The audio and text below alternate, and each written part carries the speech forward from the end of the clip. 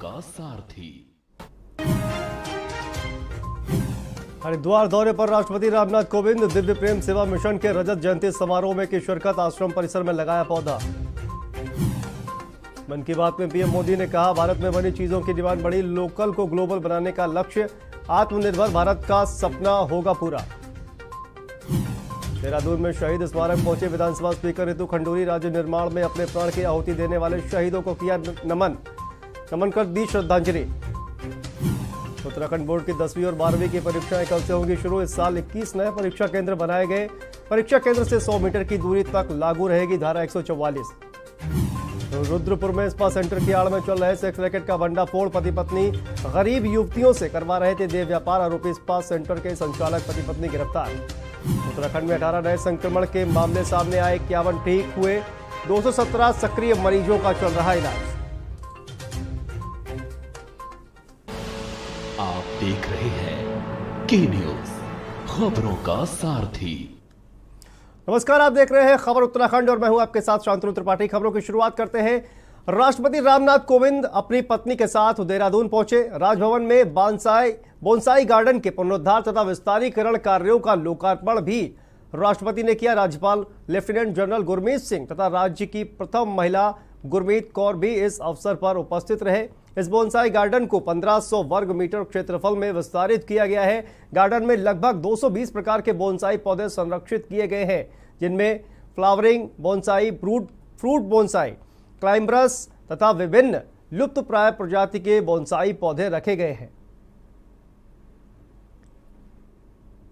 2 दिवसीय दौरे पर राष्ट्रपति रामनाथ कोविंद पहुंचे हुए हैं उत्तराखंड और बोनसाई गार्डन का दौरा किया उन्होंने। 2 दिवसीय दौरे पर राष्ट्रपति रामनाथ कोविंद पहुंचे हुए हैं और उत्तराखंड राज्य की 5वीं विधानसभा में पहली महिला विधानसभा अध्यक्ष का पद संभालने के बाद रितु भूषण खंडूरी शहीद स्मारक पर शहीदों को नमन करने पहुंची, जहां पर उन्होंने शहीदों की मूर्तियों पर पुष्प चढ़ाकर श्रद्धांजलि अर्पित की। इस मौके पर विधानसभा अध्यक्ष रितु खंडूरी भूषण ने कहा कि उत्तराखंड राज्य निर्माण में अपने प्राणों की आहुति देने वाले राज्य आंदोलनकारियों के बलिदान को प्रदेश हमेशा याद रखेगा।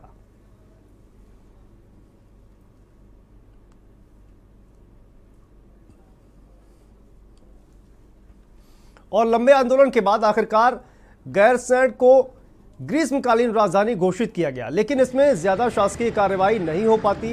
29 मार्च से राज्य में नई सरकार का ग्रीष्मकालीन सत्र शुरू होगा, जो विधानसभा में आहूत किया जाएगा। इसी पर कांग्रेस ने सवाल खड़े किए हैं। देखिए, सरकार ने गैरसैंण को ग्रीष्मकालीन राजधानी घोषित किया है, लेकिन मुझे कहते हुए बड़ा खेद होता है कि ग्रीष्मकाल से एक दिन भी राजधानी गैरसैंण से संचालित नहीं हुई। सिर्फ जो है सत्र वहां आहूत करके इतिश्री कर देना, मैं समझता हूं कदापि उचित नहीं है। ग्रीष्मकालीन राजधानी है तो मुख्यमंत्री ग्रीष्मकाल में गैरसैंण में बैठे वहां से राजधानी संचालित करे, तब बात होती है। ठीक है। और 29 मार्च से विधानसभा का 3 दिवसीय सत्र होगा, लेकिन अभी तक कांग्रेस ने नेता विधायक दल का चयन नहीं किया है। ऐसे नेता प्रतिपक्ष के नाम को लेकर चर्चाओं का बाजार गर्म हो गया है। कयास लगाए जा रहे हैं कि बाजपुर से जीत दर्ज करने वाले यशपाल आर्य या फिर चकराता से विधायक और पूर्व प्रदेश अध्यक्ष प्रीतम सिंह को भी यह जिम्मेदारी दोबारा से दी जा सकती है। हालांकि यशपाल आर्य इससे साफ इनकार कर रहे हैं कि वे इस दौड़ में नहीं है। जैसा कि आप सब जानकारी आई, विधानमंडल दल की बैठक क्या कुछ है सर? अभी तो कोई न सूचना है, न कोई जानकारी है, और निश्चित रूप से केंद्रीय नेतृत्व ने फैसला करना है, निर्णय लेना है, और मुझे यकीन है कि जो भी निर्णय होगा सभी माननीय विधायकगण उस निर्णय का स्वागत भी करेंगे, उस निर्णय का सम्मान भी करेंगे, और एक विपक्ष की जो भूमिका है, रचनात्मक भूमिका, उसका निर्वहन भी करेंगे। इससे पहले मैं समझता हूं कि हमको नेता प्रतिपक्ष भी मिल जाएगा और मुद्दे आपके सामने सीधे सीधे ज्वलंत है। महंगाई चरम सीमा पर है। आपने देखा होगा जो केंद्र सरकार ने गैस पर जो सीधा सीधा 50 रुपए बढ़ाया, पेट्रोल और डीजल पर क्या राज्य सरकार अपना टैक्स कम करके लोगों को राहत देने का काम करेगी? जो कांग्रेस ने कहा था कि हम 500 का सिलेंडर देंगे, क्या उत्तराखंड की सरकार उत्तराखंड के लोगों के लिए कांग्रेस से पूछ करके कि आप कैसे दे सकते थे, उसका अगर संज्ञान लेकर के उत्तराखंड की जनता को राहत दे सकें तो महंगाई पर हम घेरने का काम करेंगे। देखिए, कांग्रेस का सोचने का तरीका और काम करने का तरीका भारतीय जनता पार्टी से टोटली विपरीत है। कांग्रेस का सबसे पहले जो इनकी जो इतनी बुरी हार का जो ठीकरा ये फोड़ रहे हैं अध्यक्षों के ऊपर, कोई तो गलत है। उनको ये चीज़ सोचनी चाहिए कि हमसे गलती हुई कहाँ। तो सबसे पहले तो उनको केंद्र में ही चेंज करना चाहिए। सोनिया गांधी जी को ये सोचना चाहिए कि उनके नेतृत्व में, राहुल गांधी जी के नेतृत्व में ऐसा नहीं कुछ कर पा रहे हैं जो जनता को चाहिए। तो इसका मतलब परिवर्तन की आवश्यकता केंद्र से है। उसके बाद उनको यहाँ पर देखना चाहिए जो उन्होंने प्रभारी भारतीय जनता पार्टी में, आप देखिए कि कितना अनुशासन है। इनके प्रभारी जो हरीश रावत जी हैं, उनको सिर्फ एक ही हरीश रावत जी नजर आते हैं, दाएं बाएं ऊपर नीचे हरीश रावत जी सिर्फ नजर आते हैं। और दून मेडिकल कॉलेज अस्पताल में कोरोना काल में रखे गए कर्मचारियों ने हड़ताल शुरू कर दी है। 31 मार्च को उनकी सेवाएं समाप्त हो रही हैं। कर्मचारी ओपीडी के बाहर धरने पर बैठ गए हैं। ऑपरेशन थिएटर, आईसीयू और वार्डों से कर्मचारी नदारद हैं, जिससे मरीजों को दिक्कत हो रही है। अस्पताल प्रशासन ने कर्मचारियों को समझाया। उन्होंने कहा कि मंत्रियों को अभी विभाग नहीं मिले हैं, बजट भी अलॉट नहीं हुआ है, जिस वजह से उनके स्तर पर सेवा विस्तार नहीं हो सकता।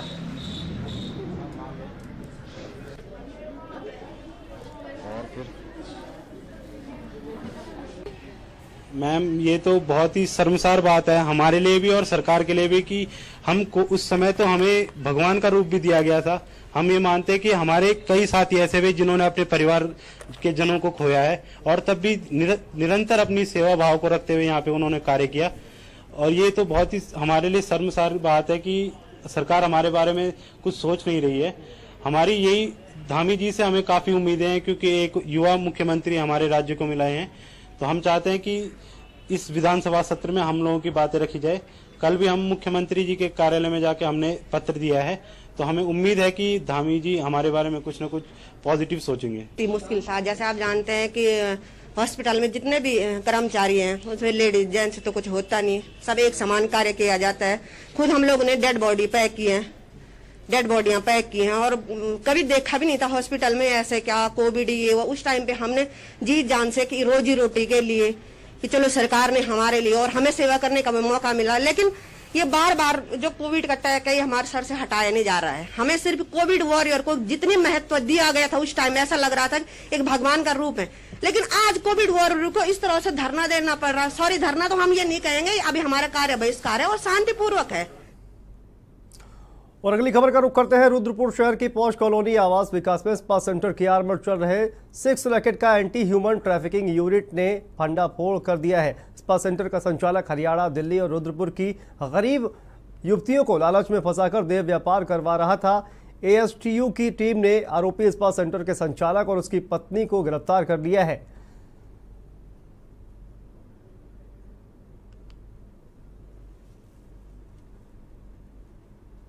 तो रुद्रपुर में सेक्स रैकेट का पर्दाफाश किया गया है।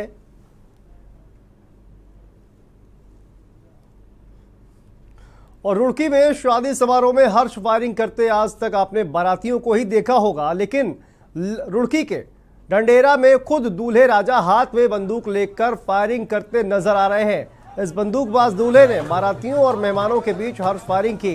इस दौरान समारोह में शामिल लोगों की सांसें थम गई थी। दूल्हे को फायरिंग करते देख लोग भी हैरान थे। बुलेट राजा को बंदूक चलाते देख वीडियो बनाई गई, जिसे सोशल मीडिया पर वायरल किया गया। अब यह वीडियो तेजी से वायरल हो रहा है और तस्वीरों में आप देख सकते हैं किस तरह से दूल्हे राजा हाथ में बंदूक लेकर फायरिंग करते नजर आ रहे हैं। ये बंदूकबाज दूल्हा आपने पहली बार देखा होगा। बाराती हर्ष फायरिंग करते नजर आते हैं, लेकिन दूल्हे राजा खुद हाथ में बंदूक लेकर किस तरह से फायरिंग करते हुए नजर आ रहे हैं।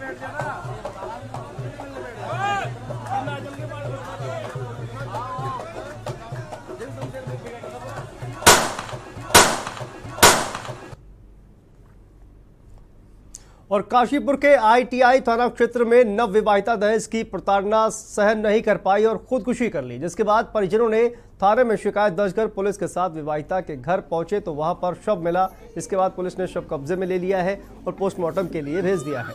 वहीं परिजनों ने युवती की मौत को संदिग्ध बताते हुए कार्रवाई की मांग की है।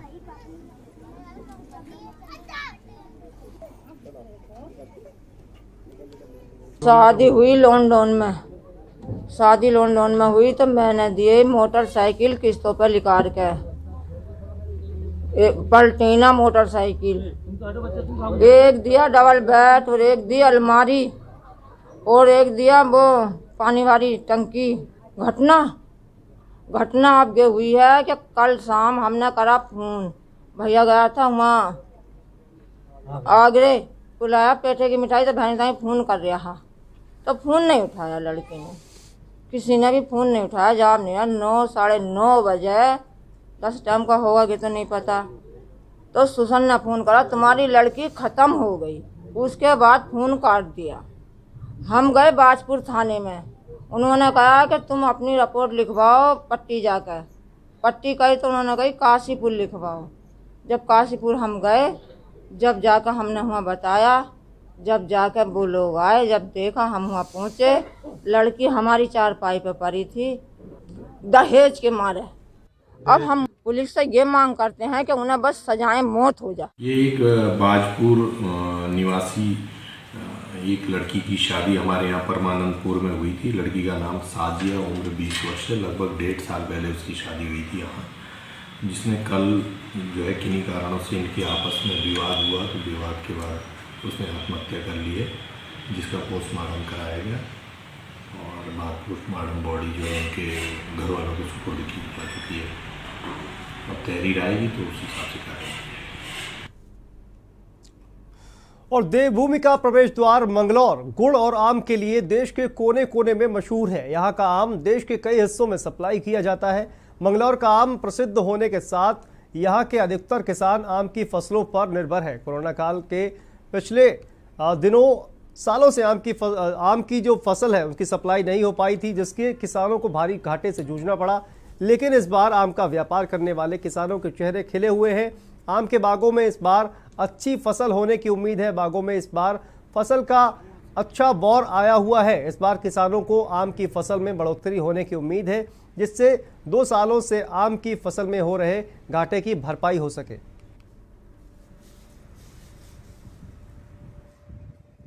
इस बार ऐसा लग रहा है कि इस बार बोर बहुत अच्छा आया हुआ है।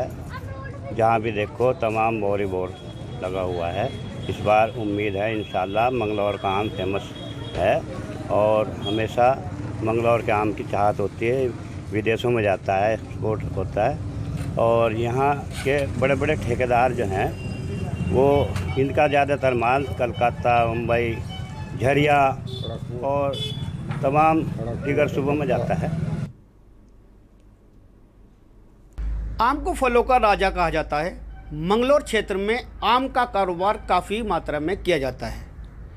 मंगलौर क्षेत्र की दशहरी, फजरी, लंगड़ा नस्ल जो हैं काफ़ी प्रचलित हैं और यह दिल्ली, झरिया आदि प्रदेशों में भेजे जाते हैं। लेकिन पिछली 2 सीज़न की बात करें तो कोविड के कारण आम का कारोबार करने वाले जो ठेकेदार थे या किसान थे उनको काफ़ी घाटा उठाना पड़ा था। लेकिन इस बार पेड़ों पर आम का बोर देखकर आम का कारोबार करने वाले किसानों के चेहरे खिले हुए हैं। इस वक्त हम आम के एक बाग में खड़े हैं। मैं आपको दिखाना चाहूँगा, ये बाग है, आम का पेड़ है। इस पर काफ़ी संख्या में, मात्रा में ये आम का बोर आया हुआ है। इसी बोर पर आम लगेगा। काफ़ी संख्या में बोर आने से आम का कारोबार करने वाले किसानों के चेहरे खिले हुए हैं और उनको उम्मीद है कि पिछली 2 सीजन में उनको नुकसान हुआ था, इस बार उस घाटा का भरपाई की जा सकेगी। यानी उसके लिए अकील अहमद, मंगल। और 2 साल के कोरोना ग्रहण के बाद इस साल चैती मेला अपने भव्य रूप में आयोजित किया जाएगा, जिसको लेकर स्थानीय प्रशासन के साथ ही मंदिर समिति ने भी तैयारियां शुरू कर दी है। सैकड़ों साल पुराने काशीपुर के प्रसिद्ध चैती मेले की भव्यता के लिए इस बार प्रशासन ने पूरा मैप तैयार कर लिया है। वहीं मां बाल सुंदरी के दर्शनों के लिए इस बार श्रद्धालुओं की संख्या में इजाफा होने के चलते सुरक्षा के भी पुख्ता इंतजाम किए जा रहे हैं।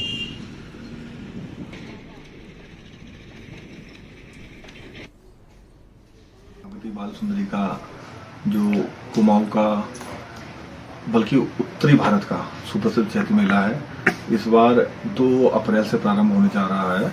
और पिछले 2 वर्षों में क्योंकि कोरोना की जो काल था उस कारण 2 साल से मेला लग भी नहीं पा रहा है, तो लेकिन इस वर्ष जो है जैसा लग रहा है, जैसा स्थिति दिख रही है, उसको दृष्टिगत रखते हुए इस बार काफी दूर दूर से और अधिक संख्या में श्रद्धालुगण माता जी के दर्शनों को आएंगे। तैयारियां किस तरीके से की जा रही हैं? देखिए, अभी वर्तमान में जो है यहाँ साफ सफाई वगैरह व्यवस्था प्रारंभ हो गई है मेले की, और जैसे अनुमान लगाया जा रहा है कि इस बार श्रद्धालु अधिक से अधिक संख्या में यहाँ आएंगे, तो उसको दृष्टिगत रखते हुए यहाँ पे जो है स्थानीय प्रशासन द्वारा और जो है काफ़ी बार मीटिंग ली गई है और उनकी यात्रियों की सुविधा के लिए काफ़ी चीज़ों के बिंदु पर सहमति बना करके और व्यवस्थाएं सुचारू रूप से प्रारंभ कर दी गई। और अगली खबर सितारगंज से है, जहां माता रानी सतीश दादी के मंगल पाठ का भव्य आयोजन महाराजा अग्रसेन धर्मार्थ ट्रस्ट में किया गया है। सर्वप्रथम रानी सती दादी मां के चित्र सम्मुख दीप प्रज्वलित कर बच्चों द्वारा गणेश वंदना के साथ मंगल पाठ शुरू हुआ। दादी मंगल टीम गोरखपुर से पधारी प्रमुख गायिका रेखा गोयल ने अपने सहयोगियों के साथ दादी मां के मधुर भजनों से सबका मन मोहा। चली चली रे नारायणी पाठशाला रे और दादी थारो रूप मतवालो जिया हरसाओ कौड़ मारी दादी ने सजाओ बरणी सी लागे मारी माँ आदि भजनों पर भक्तजन झूम उठे।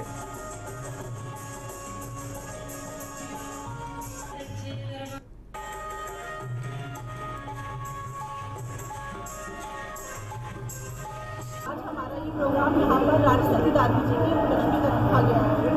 रानी सती दादी झुंझुनू में वास करती है और इनका आज नारायणी चरितमानस मंगल पाठ है।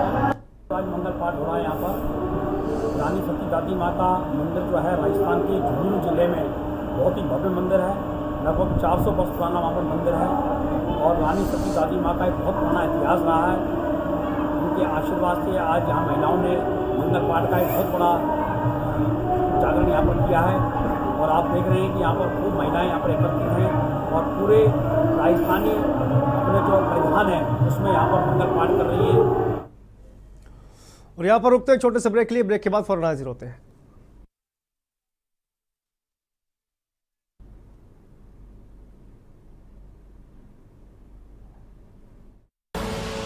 आप देख रहे हैं के न्यूज, खबरों का सारथी। सड़क से संसद तक होगा चिंतन, मैं करूंगा राजनीति का समुद्र मंथन। बात गांव की पंचायत से लेकर देश की सियासत तक मैं लेकर जाऊंगा आपको हर मुद्दों की तह। मैं उठाऊंगा आपकी आवाज, सरकार से करूंगा आपके सवाल। सरकार के दावों की होगी पलटा, मैं बताऊंगी आपको खबरों का आंखों देखा हाल। जनता के मुद्दों को उठाते हैं हम। और ब्रेक के बाद एक बार फिर से आप सभी का स्वागत है। अगली खबर रुद्रप्रयाग से है, जहां नगर क्षेत्र को पेयजल आपूर्ति कराने वाले पुनाड़ गदेरे में भयावह तबाही मचने के आसार नजर आ रहे हैं। पुनाड़ गदेरे के ठीक ऊपर से किए जा रहे रुद्रप्रयाग चिनगवाड़ मोटर मार्ग का मलबा डंपिंग जोन में डालने के बजाय सीधे गदेरे में फेंका जा रहा है। गदेरे में फेंके मलबे का असर जून जुलाई के बरसाती सीजन में देखने को मिलेगा, जब पुनाड़ गदेरा उफान पर रहता है और लोगों को अपने घरों को खाली कर भागना पड़ता है। वहीं मलबा गदेरे में डाले जाने से हर दिन पेयजल योजना भी क्षतिग्रस्त हो रही है, जिससे नगर क्षेत्र में पेयजल आपूर्ति कराना जल संस्थान विभाग को मुश्किल हो रहा है। हमारे द्वारा पीएम जेएसवाई रुद्रप्रयाग को कई बार इसमें अवगत भी कराया गया है, उनको पत्र भी लिखा गया है। हमारे द्वारा इसमें लगभग 50 लाख का प्रावधान उनको भेजा गया है। उनके द्वारा मात्र अभी तक सिर्फ 25 लाख रुपए हमें दिए गए हैं, जिसके सापेक्ष हमारे द्वारा वहाँ पाइपलाइन को दोबारा से जोड़ा गया है। लेकिन उसके बावजूद भी ऊपर से कटिंग करके वो हमारे द्वारा जोड़ी गई लाइन को बार बार क्षतिग्रस्त कर रहे हैं, जिससे कि संपूर्ण बेरनी क्षेत्र रुद्रप्रयाग नगर के क्षेत्रवासियों को पेयजल से किल्लत का सामना करना पड़ रहा है। और अगली खबर विकासनगर से है, जहां झुग्गी झोपड़ी में रहने वाले गरीब लोगों की प्यास बुझाने के द वॉरियर्स गर्ल ग्रुप से जुड़े युवाओं ने एक मुहिम की शुरुआत की है, जिसको नाम दिया गया है प्यास की मटकी। दरअसल बढ़ते तापमान के चलते गर्मी के मौसम में जगह जगह पेयजल की समस्या होना आम बात है, तो वहीं सबसे ज्यादा परेशानी उन बस्तियों या नदियों के किनारे झुग्गी झोपड़ी में रहने वाले लोगों को होती है, जिनके पास न तो बिजली है और न ही पेयजल की कोई व्यवस्था। ऐसे में गर्मी के मौसम में उन लोगों को कुछ हद तक राहत पहुंचाने के मकसद से क्षेत्र के युवाओं द्वारा सामाजिक कार्यों के लिए ये मटके बनाए गए थे।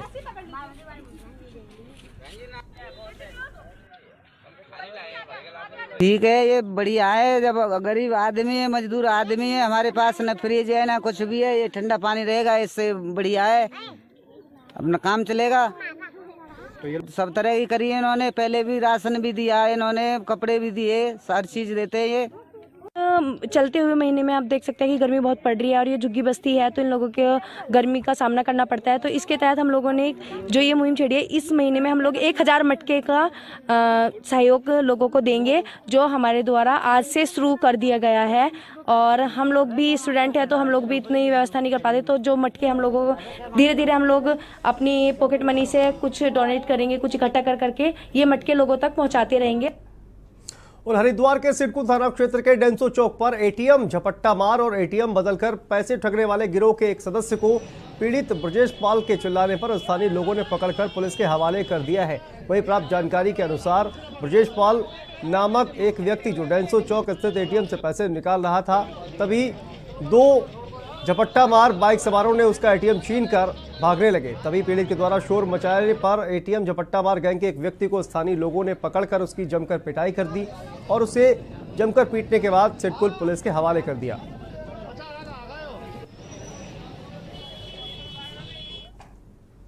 और यहां पर रुकते हैं छोटे से ब्रेक के लिए। ब्रेक के बाद फौरन हाजिर होते हैं। आप देख रहे हैं के न्यूज, खबरों का सारथी। सुबह के लिए उड़ चला गैरों की ज़मीं पर, खुशबू अपने पन की ढूंढता।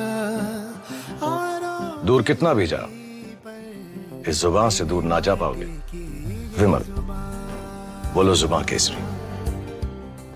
गोल्डी हिंग का तड़का लगे तो सभी दबा के खाते हैं। गोल्डी हिंग, कण कण में जान। सोचिए मत, मेरी और पूरे हिंदुस्तान की तरह आप भी समर कूल कूलर और होम अप्लायंसेस लीजिए और बेफिक्र हो जाएगी। पर ये दिल है कि चख रहा है उन्हीं अल्फाजों का दूर कितना भी जा, इस जुबान से दूर ना जा पाओगे। विमल, बोलो जुबान केसरी। आप देख रहे हैं के न्यूज, खबरों का सारथी। और ब्रेक के बाद एक बार फिर से आप सभी का स्वागत है। अगली खबर लक्सर से आ रही है, जहां अंग्रेजी शराब की बोतलों पर प्रिंट से ज्यादा दाम वसूलने से नाराज लोगों ने कस्बे में अंग्रेजी शराब की दुकान पर जमकर हंगामा किया। वही सूचना पर कस्बा चौकी प्रभारी पुलिस के साथ मौके पर पहुंचे तो शिकायत सही मिली। साथ ही ग्राहक की तहरीर पर पुलिस ने ठेके के सेल्समैन को हिरासत में लेकर पूछताछ कर रही है। मैं ठेके पर आया, मैंने कहा रॉयल स्टेक की बोतल दे दो। इसने बोला कि 370 की है। मैंने पेटीएम कर दिया इसको और मैं आ गया बाहर। कितने पैसे फालतू लिए? 10 रुपये फालतू लिए। अच्छा, शिकायत किया आपने? हाँ, शिकायत किया। अच्छा, कहाँ जा रहे हो? कोतवाली जा रहा हूँ। और अगली खबर हरिद्वार से है, जहां ऋषिकुल कॉलोनी में 2 साल पहले हुए मासूम बच्ची से रेप और हत्या मामले में कोर्ट में आरोपी मामा भांजे को दोषी पाया गया है। वहीं कोर्ट ने मामले की सुनवाई करते हुए आरोपी भांजे को 1,30,000 रुपए का जुर्माना सहित सजा, फांसी की सजा सुनाई है। आरोपी मामा को दोषी मानते हुए 5 साल की सजा और 1 लाख रुपए का जुर्माना लगाया है। करीब 2.25 साल पहले 11 साल की मासूम बच्ची के साथ दुष्कर्म और हत्या के मामले में कोर्ट ने ये बड़ा फैसला सुनाया। विशेष न्यायाधीश पॉक्सो अदालत की एडीजे ने लंबी सुनवाई के बाद आखिरकार मुख्य आरोपी को अपराधी मानते हुए फांसी की सजा सुनाई। और सिडकुल थाना क्षेत्र में चोर डाल तो पुलिस पात हो रही है। पुलिस ने ऐसे ही 2 शातिर चोरों को गिरफ्तार किया है जो क्षेत्र में चोरी की वारदातों को अंजाम देते थे। साथ ही पुलिस ने 2 ऐसे युवकों को भी पकड़ने में कामयाबी हासिल की है जो चाकू की नोक पर लूट की वारदात को अंजाम दिया करते थे। पकड़े गए 4 आरोपियों को पुलिस जेल भेजने की तैयारी कर रही है।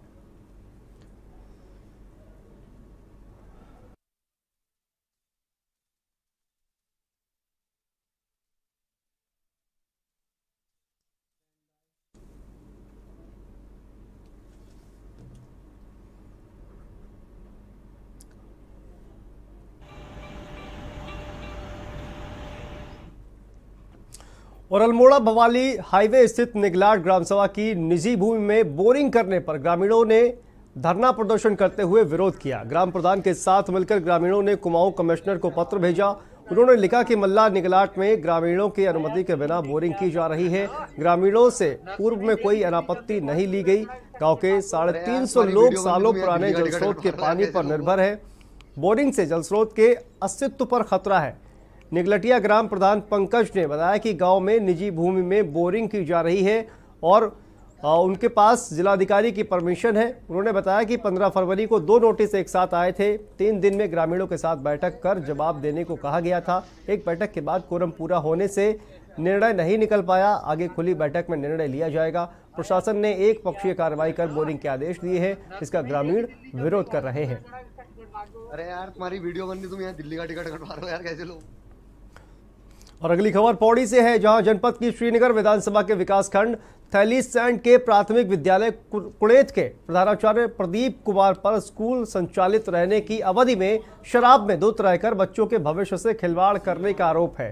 जानकारी प्राप्त हुई है कि उक्त प्रधानाचार्य वर्ष 2008 से इस स्कूल में नियुक्त है, लेकिन उनकी शराबी लत से परेशान होकर कई अभिभावकों ने अपने बच्चों का नाम स्कूल से कटवा लिया है और अब स्कूल में सिर्फ 47 बच्चे रह गए हैं।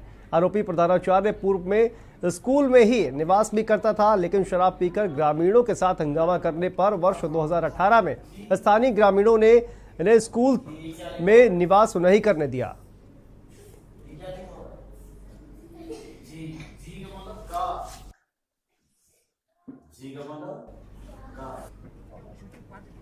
तो बच्चों के भविष्य के साथ किस तरह से खिलवाड़ कर रहा है ये प्रधानाचार्य, जो कि नशे में हमेशा धुत रहता है। ग्रामीणों के साथ झगड़ा भी इनका हो चुका है और तस्वीरों में आप देख सकते हैं किस तरह से नशे में धुत खुद शिक्षक ही नजर आ रहे हैं। तो बच्चों का भविष्य कैसे संवारेंगे शिक्षक, और शराब पीकर ये प्रधानाचार्य उत्पात मचाते हैं और उसके बाद जो ग्रामवासी है उनके साथ झगड़ा भी करते हैं। तो इस बुलेटिन में फिलहाल इतना ही, लेकिन खबरों का सिलसिला लगातार जारी है। आप देखते रहिए के न्यूज़ इंडिया। नमस्कार।